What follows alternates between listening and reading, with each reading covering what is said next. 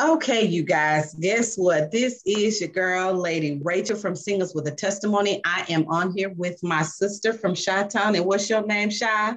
This is Motherden, all the way from Chi-Town. What's up, y'all? Yes, and well, we are back on this afternoon. And so we're going to kind of take it a little bit further. We have a few guests with us also on this afternoon. And so the topic is going to be friends with benefits. Now, I added a twist. I said thieves in the temple. And so before I bring on my guests and have them introduce themselves, I added that little bit of a twist. One, because friends with benefits, what that encounters is you having a friend that you decide to take it a little bit extra than just being friends. And when I say thieves in the temple, because now you've opened yourself up to something that you should not have with that friend. Now there is something that has been taken that one really wasn't yours, because first of all, your body is not your own. And so by allowing someone to come in, no one ever comes in, leaves something, and then leaves back out, and someone is not left with the baggage of what about me? I thought it was going to be more, or what have you. So again, I mentioned I have two special guests. Well, I have a panelist, and I have again our brother, Mr. Sean Oliver, and my sister, okay, my line sister, Miss OmeshaIAmBeautiful Adams. So whoever wants to go first, you can introduce yourself and let the people know a little bit about who you are. So I'll go first. Okay, ladies. So Misha, I am Beautiful Adams. You can find me on Facebook, Instagram. Hey, look me up. I've been in education for 6 years, going on 6 years now, and I just love living life, having a good time, loving God, family, friends, living, laughing, and loving, and that's about it. Okay, all righty, and Mr. Sean. Well, I'm back for a third episode with yourself and Miss Harris, and it's a pleasure. And the subject matter is close to my heart. I even had to do a little bit of digging to truly understand what that subject matter consisted of, friends with benefits, because I had my natural mind, but when I began to study, friends with benefits is more than a casual sexual encounter. And so that drew me in to study a little more. So I look forward to this conversation. Okay, all righty. and as you said, Mr. Sean, it is more than a sexual encounter. Though what I want to, the question that I would like to pose, and then I'm gonna hand it over to my sister, because I had already did like part one, and I already did my jaw jacking on that part. But I'm just gonna put this out, I'm just gonna put this out here. When you say that it's more than just casual sex, okay, what do either one of you or any of you see the ramifications being, or what damage is done when you do actually cross the line with somebody that you may have been friends with since junior high, since elementary, and then something happens and all of a sudden he or she begins to look different and you cross the line, but you're kind of confused as to why the relationship now appears to be different. So I'm gonna start with the brother, Mr. Sean. Well, my answer would be, when we say friends with benefits, that phrase once was a pop culture phrase, a movie that came out in 2011, but it began after that to be a cultural phrase. And when you say the ramifications, the reason I want to define it, because the ramifications to me are deceptive affections. And so when we say friends with benefits, that meant a relationship that is sexual without being romantic. And when I say without being romantic, meaning there is a lack of love. You alluded to it when you began to basically say someone can't come in, deposit something, leave, and things not be affected. And so some of the ramifications of friends with benefits that I have encountered studying the topic, talking to individuals, and what I just prayerfully consider in my own mind is the fact that there are feelings that become developed and mature, but because the understanding was we're going to have sex, but we're not going to have romance, which implies love, when those lovey, touchy emotions begin to spring up, in both parties or one party, then they begin to lie to the other party because we already drew the line at the beginning. And so one, I would say self-deception. Okay. Miss Omesha. Friends with benefits. So friends with benefits, like it's 2021. So I would call it a situationship. It's a situationship. Just like Mr. Sean said, it's more about this sex. But see, when we say friends with benefits or situationships, benefits. So what are we talking about? Just sex? Or are we talking about financial benefits? Because you have some friends with benefits that just could be financial. Take the sex side. They just could be financial. They'll give you everything that you need. Oh, you're beautiful. They want to hold your hand, this, and the other, but there's no sex involved. It's just that, quote unquote, I guess no romance, but no romance. So it could just be a financial thing. But it's very deceptive. It's a quiet thing. It's no fun. It's not fun.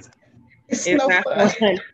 Friends with benefits is not fun, especially when, like you said, one or two parties, your hearts get involved, and then you don't know which way to go. You don't know, okay, if I tell that person, are they going to receive it the same way that I do?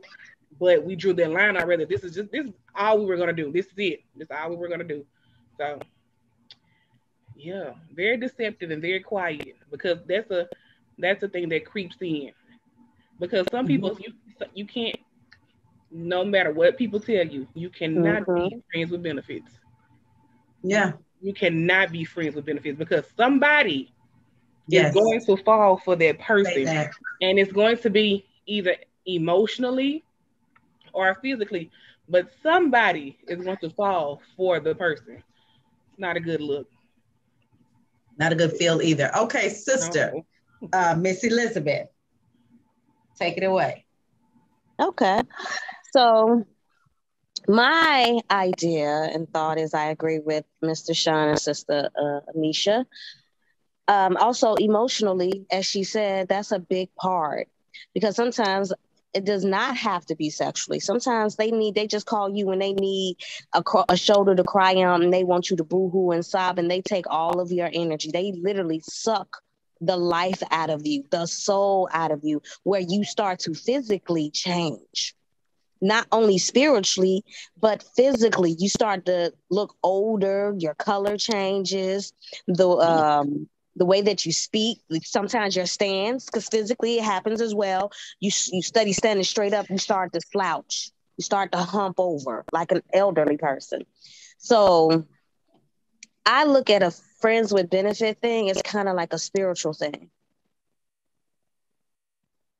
Okay. And the reason, and those are the reasons why I look at it as a spiritual thing. Because again, there are two souls that are intertwining. And we seem to forget that part.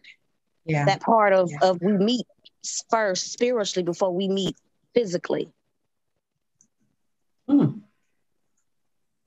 So whatever happens in the spiritual realm eventually manifests physically. Yeah. And that's why sometimes when you meet people, you feel as though I've known you all my life. Well, you met them already spiritually. You just haven't met them physically until now. I agree. And so go ahead. Have anybody, and I know this is a very personal question, have any of you have ever been in a friends with benefits situationship? Do you want the truth, or do you want to lie? I want the truth too. So for me, I like living in my truth, okay? Because it has set me too, baby. Yes, indeed. It's a beautiful thing when you can live authentically yourself and don't care about the judgment of others, because you know my story can help somebody else. So yes, I have been in a friends with benefits situation. I definitely have. I've been in both. I've been in sexually and financially. Friends with benefits situation, and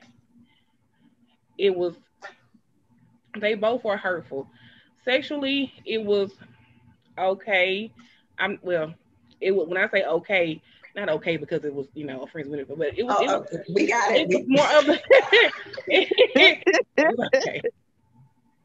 But the emotions behind it, because you know, as women, we get attached. Yes, we do. And I got attached to something I shouldn't have gotten attached to. Yeah. And you know, the lies come and it's the like, where you been? Why you ain't called? What you doing? Yada yada yada yada yada yada. So that part, no. Financially though, out of both sexual or financial, I think financial is the worst because you tend to want to have control. Your money becomes the control of it. And so with me, my money became the control of it because I knew that that person was going to be there only if I had the money in my hand, only when the money was presented. And at the time, that's what I needed. And so I knew I could control him by having. I did. I knew I could control him with my money because I knew he didn't have more than I did. I knew that that's something that I knew. And it was, yeah. Because some men do that. That's they why do. They call it the sugar babies. The sugar daddy. No, they call it sugar babies. Sugar babies? Oh, sugar baby. Well, I heard. Okay, well, that's what. And hearing you ladies say that, I wanted to get Brother Sean give us a male's perspective, of course, on this friends with benefits thing. And she asked the question, you know, has anyone, you know, been a part of a friends with benefits relationship? And as so from a male, if you have, kind of shed some light on that for the people, if you will. Allow me to pre-qualify this for the listener. This is the pre version. Yes, the unsaved version. But the bottom line is, I had friends with benefits, but the actuality is, I kept them as friends afterwards because it was just beneficial to me. Meaning, it's casual sex to me, but the reason that I kept them around, there was always something about them that intrigued me, or they met a need. And as far as, well, have you ever been the one who they had the upper hand on you? And I would say, I believe in any of those relationships, if you stay in them long enough, the roles are going to change. Yeah. The first thing I did was I was attracted to how she looked. And then we had sex. And then we kept having sex. Me doing that, eventually, some way, some shape, form, or fashion, I believe there's a spiritual ruler involved to where it becomes, okay, I'm tired of you. But when she's tired of me, it seems like I'm more into her. But at the beginning, she was more into me. So with me, in all honesty, I saw no reason to use a woman and throw her away. It was a consistent usage. And so as far as the rules or whatever else I set in place, I was just very upfront at the beginning. And then charm, sex, money, that keeps it going. Now, I might have to put a little bit more work with this woman, but primarily my fundamental belief when I was living that lifestyle is either money a keeper or good sex a keeper. And that's one of the ways that I lost all due respect for women, because I found myself actually believing that and functioning in that role, even though I was raised by a woman and nobody could tell me different. Because I say, even if it's not me, it's like the gentleman who's on tonight. You might not be into me, but you into somebody. In the bottom line, if he puts it down properly in the bedroom, you hook. If he puts it down properly financially, you hook. If you show me something different, then I believe you. I never saw anything different in the streets. Remember, that was before Christ. That was before Christ. Praise Jesus. Praise Jesus. Come on before Christ. No, that was it. Yeah. Because it was never, women to me were never a game to be played. Yeah. Women to me is how I built my ego. The women that I acquired, the women that I involved myself with, the sole purpose really wasn't the sex. It made me feel good about myself when I walked into the place and I know that everybody turned and looked. Now, they may have a better caliber of woman, but the caliber of woman that I'm going to bring into the place, that I'm going to introduce to people, that I'm going to pull up with, she is going to garner the attention that makes me satisfied to know that, okay, I'm in the house. And so that's why I didn't chase sex. And if you don't chase the sex comes. I had a game I used to play, and I would always tell the fellas, they said, how do you get to know women so well? I said, if you talk to any woman 2 hours flat, straight, by the time that conversation's over with, she feels like she knows you. Because if you can lie that long, or if you can keep her attention that long after that conversation, she is in a place where she is not only available to you, she has opened herself up to you. After that, it's what you do with it. Oh my goodness, my side hurt. Okay. But I'm saying now, you keep You saying mentioned- that for, yeah, yeah, for the radio yeah, no, audience, trip out on me. yes. I get all these texts and everybody Yeah. else. I'm just giving you because that's what I like about you guys. You're very transparent and upfront. Yeah, And that's absolutely. one of the reasons, even though I'm saved now, I'll talk to anybody because I've lived that lifestyle. Absolutely. So Absolutely. I'm not telling you about things when dudes like, you made it up. No, I didn't make it up. Give me the scenario. I'll tell you what I do. And if you live in that kind of life, you're going to bear witness to say, he talking about something. I'm trying. Yes.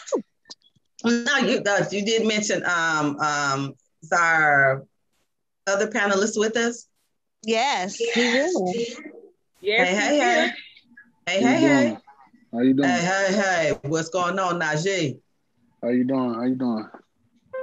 All right. So Najee, yeah, you came in on the end, but don't worry, we're gonna be hitting it again. So just kind of tell the people a little bit about yourself. My name is Najee Terrain. I'm from Houston, Texas. I have an organization called Souls of Royalty.